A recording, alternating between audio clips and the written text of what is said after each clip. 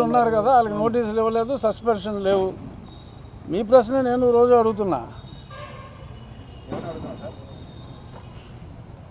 ఏదో ఎలాగేదో టీవీ ముందు కూర్చొని ప్రశ్నిస్తున్నా. ఏంటి? ఎందుకంటే సర్వీస్ రూల్స్ ప్రకారం అరెస్ట్ చేయాలి. అరెస్ట్ కాదు, సస్పెన్షన్ అనేది మినిమం. మరి సస్పెన్షన్ చేయట్లా.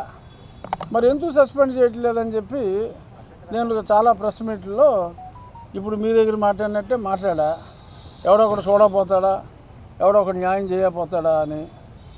మరి ఏమో ఇప్పుడైనా జరుగుతుందేమో. మొన్న ఏదో మరి ఒక కమిటీని వేశారు కదా, సిసోడియా గారిని, హరీష్ గుప్తా గారిని. మరి వాళ్ళు ఏమన్నా చర్యలు తీసుకుంటారా? అసలు బేసిక్గా ఫండమెంటల్ రూల్ సస్పెన్షన్. ఒకసారి ఎఫ్ఐఆర్ రిజిస్టర్ అయిన తర్వాత, ప్రిలిమినరీ ఎంక్వైరీ తర్వాత ఎఫ్ఐఆర్ రిజిస్టర్ చేస్తారు. ఎఫ్ఐఆర్లో ఎక్యూజ్డ్ అని వచ్చిన తర్వాత తగినంత ఇన్ఫర్మేషను. ఇప్పుడు సిఐడి అనేది ఒక పోలీస్ స్టేషన్ అని చెప్పి ఇదివరకు ఒక కేసులో వీళ్ళే ఫైల్ చేశారు. సిఐడి రాష్ట్రం అంతా ఒకటే పోలీస్ స్టేషను.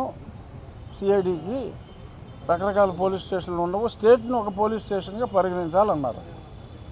దాని హెడ్ ఎవడు? సునీల్ కుమార్. అప్పుడు నా రెస్పాన్సిబిలిటీ ఎవడు తీసుకోవాలి? అతనే తీసుకోవాలి. ఐఓ అయితే విజయపాలు, లేదంటే ఒకటే పోలీస్ స్టేషను, దాని అధినేత ఇతను అనుకుంటే అతను.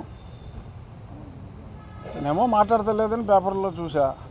అంత గతం అంతా మర్చిపోయాడంట, వయసు అయిపోయిందంట సడన్గా. మరి ఇతనేమో అసలు పిల్లలు కూడా పిలవలా. మరి ఎందుకు భయపడుతున్నారు? ఇతను వెనకాల ఏదన్నా పెద్ద ఆర్మీ ఉందని చెప్పుకుంటూ ఉంటాడు అతను.